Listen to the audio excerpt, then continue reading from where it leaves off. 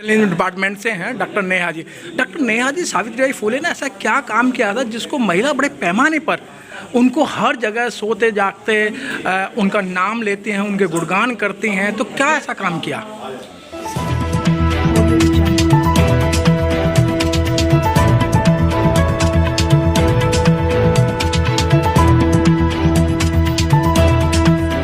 पर जो भी वक्ता ने कहा वो उसकी अपनी राय है, जिसकी पुष्टि नेशन न्यूज इंडिया नहीं करता। धन्यवाद। सबसे पहले लड़कियों बालिकाओं के लिए उस समय एक ऐसा दौर था, हम आज़ादी के लिए संघर्ष कर रहे थे। हम कह सकते हैं कि आज हम आज़ादी का 75वां वर्ष अमृत महोत्सव मना रहे हैं और उस समय पत्रकारिता और हमारी महिलाओं के लिए सेवा, मिशन, सामाजिक भावनाएं हमारे देश में फूल रही थी। लेकिन उस समय का ऐसा दौर था जब मिशन को एक तवज्जो दिया जाता था, जो सेवा करता था उसको मेवा भी मिलता था, फल। लेकिन हमारे देश में लड़कियों को लेकर महिलाओं की स्थिति क्या थी, महिलाओं की दशा और दिशा कैसी थी, उस मामले में यदि देखें तो शिक्षा की स्थिति कुछ ऐसी थी जहां पर बालिकाओं को शिक्षा नहीं दी जाती थी। लेकिन इन्होंने अपने पति ज्योतिबा फुले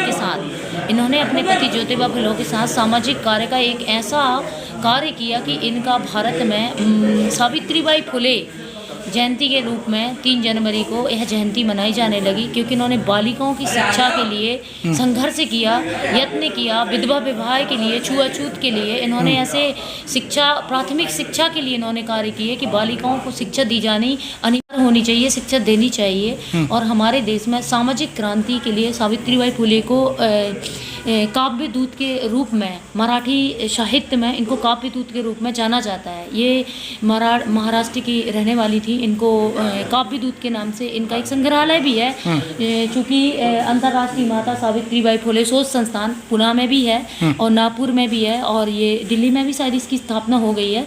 तो इतना बड़ा एक शोध की बहुत आज और कल यदि हम कहें कि today and tomorrow Savitribai Phule के नाम पर महिलाओं के रूप में होने वाले सामाजिक शोध की बहुत आवश्यकता है, जिसमें छुआछूत जैसे मामलों को देखना, जैसे कि यदि हम कहें कि हम संघर्ष तो कर रहे हैं, लेकिन औपचारिक 26 जनवरी मनाएंगे, लेकिन औपचारिक रूप से हम कह सकते हैं कि आज भी हम आज़ादी के लिए हम महिलाएं लड़ रहे हैं, संघर्ष कर रहे हैं, लेकिन हमें आज़ादी पूरी तरीके से धार्मिक सामाजिक रूप से नहीं मिली है।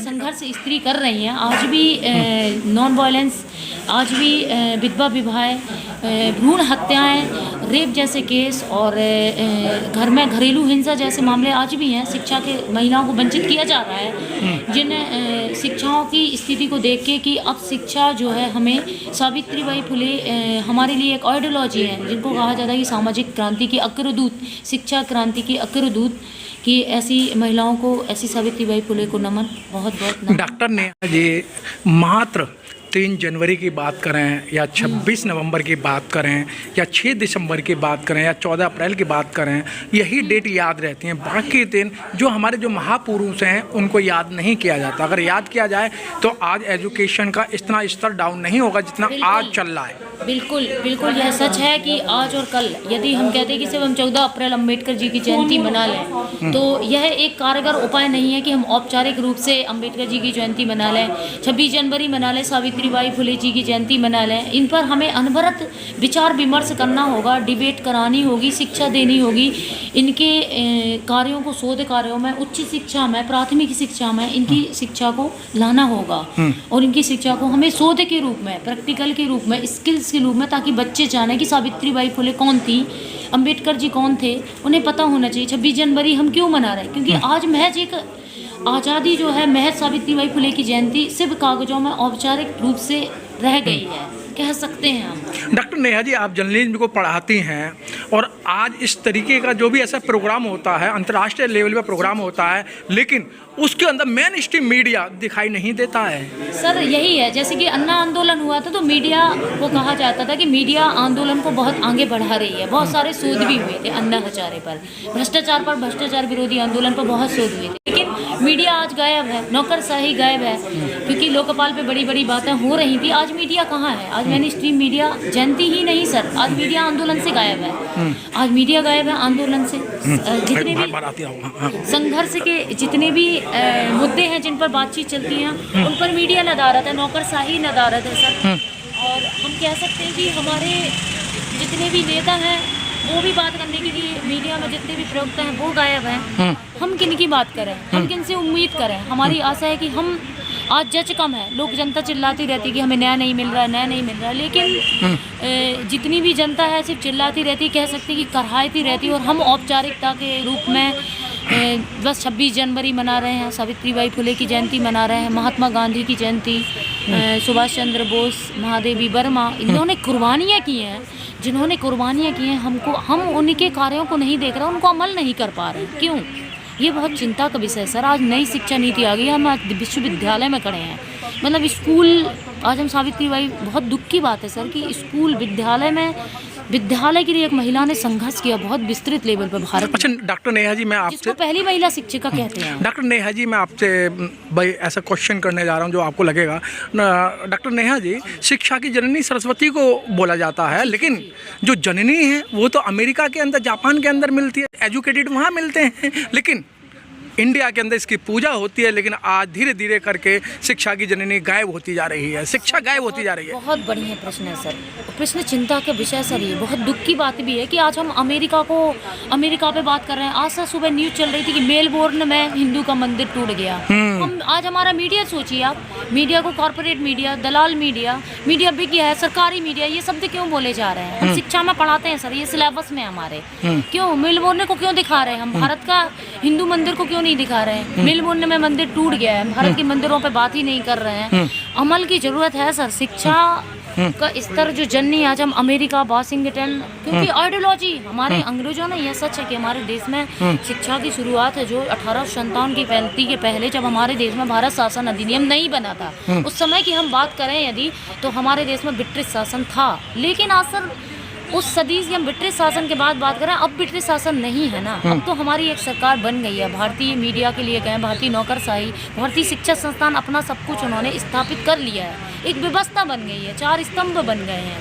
फिर भी मतलब हम कहें कि डॉक्टर नेहा जी बहुत अच्छी बात है कि व्यवस्था का हो रहा है। डॉक्टर नेहा जी, जिस तरीके से जो और कंट्रियां हैं वो चांद पे अपना एक चारपाई की जगह ढूंढ रहे हैं और वहाँ मकान बनाने की खोज करें, वहाँ पानी ढूंढने की बात कर रहे हैं, और इंडिया के अंदर गौमूत्र और गोबर की बात कर रहे हैं सर।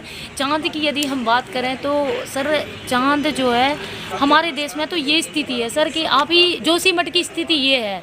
जोशीमठ का एग्जाम्पल ले लो आप। जोशीमठ में सर इतना बढ़िया, वो एक भारत का एक बहुत बड़ा स्थान है, पवित्र स्थान है, जिसको लोगों ने धार्मिक चीज़ों में, धार्मिक न्यूज, धार्मिक राजनीति शुरू कर दी है जी। हमारे देश में क्या है कि शिक्षा में भी इस तरह से राजनीति का हनन जो हो रहा है सर, वो दूर होना बहुत जरूरी है। इसको बहुत गंदगी कहती हूँ मैं। राजनीतिक, सामाजिक और शिक्षा में खासकर राजनीतिक चीज़ें, धार्मिक चीज़ों में, धार्मिक मंदिरों पर राजनीति नहीं होना चाहिए, शिक्षा जैसे विषयों पर नहीं होना चाहिए, महिलाओं के मुद्दों पर नहीं होना चाहिए, काम होना चाहिए। इनमें अवेयरनेस और काम अमल करने की ज़रूरत है सर, बढ़ के करने की ज़रूरत है, न्यायिक रूप से काम करने की ज़रूरत है, ना कि बहस, राजनीतिक बहस से कुछ होता नहीं है, खाली रह जाता है। डॉक्टर नेहा जी बहुत अच्छी बात कही है आपने, लेकिन डॉक्टर नेहा जी बात यहाँ आती है, कहाँ आती है, मैं आपको लेके चलता हूँ कि आज शिक्षा की जरूरत नहीं है, आज चमत्कार हो रहे हैं, दिव्य चमत्कार हो रहे हैं, और शिक्षा जो धराशायी कर दी है सर। शिक्षा धराशायी कर दी, चमत्कार किसने कर दिया है सर? राजनीति हावी हो गई है सर उच्च शिक्षा में। आज स्कूल शिक्षा में राजनीति हावी है। नई शिक्षा नीति आ गई है, लेकिन सर हम नई शिक्षा नीति पर गौर करें, बहुत सुंदर उस कोठारी समिति को बहुत अच्छा संशोधन करके बनाया गया है। बहुत अच्छा नई शिक्षा नीति को 29 जुलाई में पारित किया गया, नई शिक्षा नीति को लागू किया गया। बहुत अच्छा कि स्किल्स एजुकेशन ट्रेनिंग दी जाए, लेकिन आज मातृभाषा के नाम पर लोग बाइलिंगुअल को सर समान रूप से हिंदी भाषा को, मातृभाषा को एक्सपेक्ट करने तैयार नहीं है। बहुत सारी चीजें न्यू एजुकेशन पॉलिसी के अंदर गरीबों को शिक्षा नहीं दी जा रही है सर, स्किल्स से नहीं दी जा रही है। स्किल्स से यदि हम जिसको कहें कि भाषा ही रूप से ही हम विवादित हैं अभी। हमारे रूप में मातृभाषा को बहुत बड़ा स्तंभ संविधान में मिला हुआ है, लेकिन लोग मातृभाषा को स्वीकार करने तैयार नहीं है। हम अभी दिल्ली विश्वविद्यालय में ही देख लो, लैंग्वेज, इंग्लिश लैंग्वेज अलग है, हिंदी लैंग्वेज अलग है, हिंदी जर्नलिज्म अलग है, इंग्लिश जर्नलिज्म अलग है। ये तो दो प्रारूप में डिवाइडेशन कर देना, मतलब इंग्लिश को हिंदी से अलग कर देना। मतलब भारत एक ऐसी भूमि है जहाँ पर हिंदी भाषा, मातृभाषा वासी सबसे ज़्यादा ग्रामीण निवासी हैं। गरीब जनता भारत में निवास करती है, जो गांव से शहरों में आई है शिक्षा लेने, अपने व्यापार के लिए। ये बहुत दुखद है कि आज हम न्याय के लिए लड़ रहे हैं सर। और डॉक्टर नेहा जी डॉक्टर नेहा जी, सच्चाई कहने वाला बहुत कम है और आप जैसे जो प्रोफेसर हैं, जो डॉक्टर हैं, अगर सच्चाई को थोड़ा सामने लाएं तो कुछ हालत सुधर सकती है। सर मुझे लगता है कि मैं तो एक छोटी सी गेस्ट फैकल्टी टीचर हूँ और मेरे जैसे बहुत मुझसे बड़े बड़े विद्वान मेरी फील्ड में बैठे हुए हैं और बहुत सारे नीति निर्माता भी हैं सर। उन्हें बहुत सारे लोगों को मिलकर इसमें काम करना होगा सर। ऐसे मुद्दे सर हमारे देश में सहज तरीके से आसान नहीं है। बहुत सारे लोगों को मिलकर जागरूक होना पड़ेगा, चिंता का विषय बनाना पड़ेगा, तब हमारे देश में बायलिंगुअल की भाषाओं पर सभी भाषाओं को साथ में सम्मान दिया जाएगा, अवेयरनेस किया जाएगा और सामाजिक न्याय के लिए लड़ना होगा सर। डॉक्टर नेहा जी, आपको इंडिया ही नहीं, आपको विदेश के लोग देख रहे हैं इस समय, तो आप क्या संदेश देना चाहते हैं? जैसे न्यू एजुकेशन पॉलिसी आ रही है, गरीबों को शिक्षा खत्म है, कुछ भी कहें मंच से कि बहुत अच्छा रहेगा, गरीबों को एजुकेशन मिलेगी, लेकिन न्यू एजुकेशन पॉलिसी से मैं समझता हूँ कि जो गरीब लोग हैं उन्हें एजुकेशन नहीं मिलेगी, काफ़ी महंगी हो जाएगी। तो क्या संदेश देना चाहते हैं? बहुत सुंदर प्रश्न है सर। गरीब एजुकेशन जो है, एजुकेशन तो मुफ्त होना चाहिए। मेरा तो ये कहना है कि एजुकेशन चाहे वो विदेश में हो, विश्व लेवल की शिक्षा नीति हो या भारतीय शिक्षा नीति हो, कहीं पर भी हो सर, पूरे वर्ल्ड में उच्च शिक्षा जो है एकदम मुफ्त होना चाहिए। क्योंकि शिक्षा लेने के लिए यदि आर्थिक रूप से वहन किया जाएगा तो शिक्षित बहुत सारे लोग नहीं हो पाएंगे। और 4 साल का ग्रेजुएशन, भारत में 4 साल का ग्रेजुएशन है, इतना लंबा समय। हमारे देश में बहुत सारे माँ बाप हैं जो मजदूरी से बच्चों को पढ़ा रहे हैं। बहुत मुश्किल बात है। किसान है, छोटे मजदूर है, महंगाई है। भारत की चूँकि जनसंख्या बहुत अधिक है, बहुत मुश्किल है कि हम बहुत सारी चीज़ों को संभाल सकें। समेटने के लिए शिक्षा मुफ्त होना बहुत आवश्यक है। ठीक है मैडम, बहुत बहुत धन्यवाद। धन्यवाद sir. Press the bell icon on the YouTube app and never miss another update.